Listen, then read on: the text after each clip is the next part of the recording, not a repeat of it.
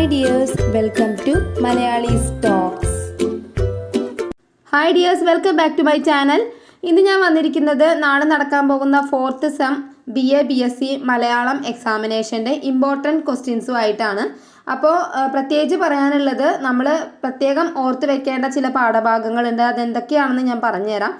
Class കാണുന്നതിന് മുമ്പേ എല്ലാവരും ആദ്യം എൻ്റെ ചാനലൊന്ന് സബ്സ്ക്രൈബ് ചെയ്യുക, അതുപോലെ ഫ്രണ്ട്സിന് ഷെയർ ചെയ്ത് കൊടുക്കുക. കഴിഞ്ഞ 3rd സെമസ്റ്റർ എക്സാമിനേഷന് ഞാൻ പറഞ്ഞിട്ടുള്ള ഒരുവിധം ചോദ്യങ്ങളെല്ലാം ചോദിച്ചിരുന്നു. അതുപോലെ തന്നെ ഈ 4th സെം എക്സാമിന് നമുക്കത് പ്രതീക്ഷിക്കാം. 4th സെം ക്വസ്റ്റ്യൻസിലെല്ലാം ഏറ്റവും കൂടുതൽ ചോദിക്കുന്ന ഒരു ചോദ്യമാണ് നന്ദനാർ എന്ന തൂലിക നാമധാരിയുടെ പേരെന്ത്, യഥാർത്ഥ പേരെന്ത് എന്നത്. PC ഗോപാലൻ എന്നതാണ് ശരിയായിട്ടുള്ള നാമം എന്ന് പറയുന്നത്. അത് 2 മാർക്കിനായിരിക്കും കൂടുതൽ ചോദിക്കുക. പിന്നെ വരുന്നൊരു ചോദ്യം എന്ന് പറയുന്നത് അനുഭവങ്ങൾ എന്ന നോവല്. ആ നോവലിലെ ഡയലോഗുകൾ തന്നിട്ട് അത് ആരാണ് പറഞ്ഞത് എന്നൊരു ചോദ്യം എപ്പോഴും ഉണ്ടാവാറുണ്ട്. അതുകൊണ്ട് നിങ്ങൾ ശ്രദ്ധിക്കേണ്ട കാര്യം നോവൽ നന്നായി വായിക്കുക എന്നതാണ്. നോവൽ നന്നായി വായിച്ച അതിൽ ഡയലോഗുകളൊക്കെ ആരൊക്കെ എന്തൊക്കെയാണ് പറയണതെന്ന് ജസ്റ്റ് ഒന്ന് ഓർത്ത് വയ്ക്കുക. കാരണം ആ ഒരു ഡയലോഗ് എവിടെ നിന്ന് വന്നാലും നിങ്ങൾക്കത് മനസ്സിലാക്കാൻ പറ്റും. അതിന് വേണ്ടിയിട്ടാണ് പറയുന്നത്. പിന്നെ വരുന്നൊരു ചോദ്യം എന്ന് പറയുന്നത് ആശയവിനിമയത്തിലെ ഘടകങ്ങൾ ഏതെങ്കിലും ഒന്ന് ചോദിച്ചുകൊണ്ട് അതിനെക്കുറിച്ച് എഴുതാനായിട്ടും പറയുക. അല്ലെങ്കിൽ ചിലപ്പോൾ ഒരു 5 മാർക്കിൻ്റെ ക്വസ്റ്റ്യനായിട്ട് ആശയവിനിമയ ഘടകങ്ങളെ കുറിച്ചിട്ട് എഴുതാനായിരിക്കും പറയുക. അപ്പോൾ എങ്ങനെ വേണമെങ്കിലും ചോദിക്കാം. അതുകൊണ്ട് ആശയവിനിമയത്തിലെ പ്രധാനപ്പെട്ട ഘടകങ്ങളുണ്ടല്ലോ, 5 ഘടകങ്ങൾ, ആ ഘടകങ്ങൾ നന്നായി മനസ്സിലാക്കി വെക്കുക. പിന്നെ വരുന്നത് ജൂഡൻ എന്ന കൃതിയെ കുറിച്ചിട്ട്. അപ്പോൾ ആ കൃതി എഴുതിയത് ആരാണ്, അപ്പോൾ അതിൻ്റെ വിവർത്തനങ്ങൾ ഏതൊക്കെയാണ് എന്ന് വേണമെങ്കിൽ 2 മാർക്കിന് ചോദിക്കാം. പിന്നെ വരുന്ന ചോദ്യം നാമങ്ങളുടെ പ്രത്യേകത, അതായത് വ്യക്തിനാമങ്ങളുടെ പ്രത്യേകതകളെ കുറിച്ചിട്ടുള്ള ഒരു പാഠഭാഗം നമുക്ക് പഠിക്കാനുണ്ടായിരുന്നു. അപ്പോൾ വ്യക്തിനാമങ്ങൾ ഏറ്റവും കൂടുതൽ ചോദിച്ചിരിക്കുന്നത് നക്ഷത്രങ്ങളുടെ നാമങ്ങളുള്ള ഏതൊക്കെ പേരുകളാണെന്ന് ചിലപ്പോൾ സൂചിപ്പിക്കാൻ പറഞ്ഞേക്കാം.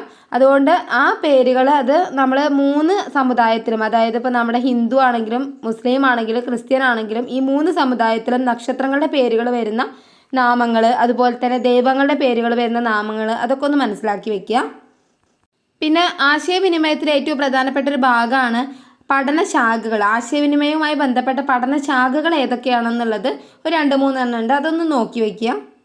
പിന്നെ വരുന്നത് ആദമിൻ്റെയും ഹവയുടെയും ഐതിഹ്യകഥയുമായി ബന്ധപ്പെട്ട ഒരു ചോദ്യം. അത് 5 മാർക്കിനോ 2 മാർക്കിനോ പ്രതീക്ഷിച്ചോളൂ, അതെന്തായാലും ഉണ്ടാവും. പിന്നെ ശ്രീനാരായണ ഗുരുവിൻ്റെ തത്വങ്ങളുമായി ബന്ധപ്പെട്ട ഒരു ചോദ്യം നമുക്ക് 5 മാർക്കിന് പ്രതീക്ഷിക്കാം. പിന്നെ വരുന്നത് എസ്സേ ക്വസ്റ്റ്യൻസ് ആണ്. എസ്സേ ക്വസ്റ്റ്യൻസിൽ ഉറപ്പായിട്ടും അനുഭവങ്ങൾ എന്ന നോവലിൽ നിന്നൊരു ക്വസ്റ്റ്യൻ എന്തായാലും എസ്സേക്ക് ഉണ്ടാവും. പിന്നെ വരുന്ന രണ്ടാമത്തെ ഒരു എസ്സേ എന്ന് വരുന്നത് ആശയവിനിമയവുമായി ബന്ധപ്പെട്ടിട്ടുള്ള ഒരു ചോദ്യം എന്തായാലും ഉണ്ടാവും. അതുപോലെ വ്യക്തിനാമ പഠനം, പിന്നെ ഭക്ഷണത്തിലെ ജനാധിപത്യം, ഇതുമായി ബന്ധപ്പെട്ട ഒരു എസ്സേ ചിലപ്പോൾ പ്രതീക്ഷിക്കാം. പിന്നെ അതേപോലെ എച്ചിൽ എന്ന കഥയുമായി ബന്ധപ്പെട്ട ഒരു ചോദ്യം 5 മാർക്കിനോ ചിലപ്പോൾ 10 മാർക്കിനോ ഉണ്ടായിരിക്കാം. അപ്പോൾ ഇതൊക്കെയാണ് കേട്ടോ എസ്സേ ആയിട്ട് ചോദിക്കാൻ സാധ്യതയുള്ളത്. പിന്നെ കഴിഞ്ഞ വർഷം നമുക്ക് പുറത്തുനിന്നുള്ള ക്വസ്റ്റ്യൻസ് ഉണ്ടായിരുന്നു. അപ്പോൾ അതുകൊണ്ട് തന്നെ ചിലപ്പോൾ പുറത്തുനിന്ന് എന്തെങ്കിലും ഒരു ക്വസ്റ്റ്യൻസ് വരാൻ സാധ്യത ഉണ്ട്. അത് പക്ഷേ എഴുതേണ്ടത് എങ്ങനെയാണെന്ന് നിങ്ങളാണ് തീരുമാനിക്കേണ്ടത്. പക്ഷേ ഇതിൽ നിങ്ങൾക്ക് നോക്കാവുന്ന ഒരു കാര്യം എന്താണെന്ന് വെച്ച് കഴിഞ്ഞാൽ എസ്സേ എഴുതുമ്പോൾ എപ്പോഴും പാരഗ്രാഫ് തിരിച്ച് എഴുതുക. അതുപോലെ തന്നെ ഹെഡിങ് കൊടുക്കാൻ പറ്റുമെങ്കിൽ ഹെഡിങ് കൊടുക്കുക. അതുപോലെ നല്ലൊരു ഇൻട്രൊഡക്ഷനും നല്ലൊരു കൺക്ലൂഷനും നിങ്ങൾ നിർബന്ധമായും കൊടുത്തിരിക്കണം. അങ്ങനെയൊക്കെ ചെയ്തു കഴിഞ്ഞാൽ തന്നെ എസ്സേക്ക് നല്ല മാർക്ക് കിട്ടും. പ്രത്യേകം ശ്രദ്ധിക്കുക, എസ്സേ ഫസ്റ്റ് എഴുതാൻ നോക്കുക. അതനുസരിച്ച് എഴുതി കഴിഞ്ഞാൽ നിങ്ങൾക്ക് ടൈം അഡ്ജസ്റ്റ് ചെയ്ത് എഴുതാൻ സാധിക്കും.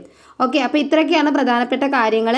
ഇതൊക്കെ ഒന്ന് നോട്ട് ചെയ്ത് വെച്ച് നിങ്ങൾ എക്സാമിന് പോയാൽ തന്നെ നിങ്ങൾക്ക് നല്ല മാർക്ക് കിട്ടും. അതിന് യാതൊരു സംശയവുമില്ല. എന്തെങ്കിലും ഡൗട്ട് ഉണ്ടെങ്കിൽ എന്നോട് ചോദിച്ചാൽ മതി, കമൻറ്റിലൂടെ അറിയിക്കുക. 4th സെമ്മുമായി ബന്ധപ്പെട്ട എല്ലാ ചാപ്റ്റേഴ്സും ഞാൻ ചാനലിൽ അപ്ലോഡ് ചെയ്തിട്ടുണ്ട്. അപ്പോൾ എല്ലാവരും അതൊന്ന് കണ്ടു നോക്കുക, ടെക്സ്റ്റ് നന്നായി വായിക്കുകയും ചെയ്യുക. അതുപോലെ തന്നെ എന്തെങ്കിലും നോട്ട്സ് വേണമെന്നുണ്ടെങ്കിൽ ഞാനത് ടെലഗ്രാം ചാനലിൽ അപ്ലോഡ് ചെയ്തിട്ടുണ്ട്. അതിൻ്റെ ലിങ്ക് ഞാൻ ഡിസ്ക്രിപ്ഷനിൽ കൊടുക്കാം. Okay, thank you for watching. Subscribe ചെയ്യാൻ മറക്കരുത്. ബൈ.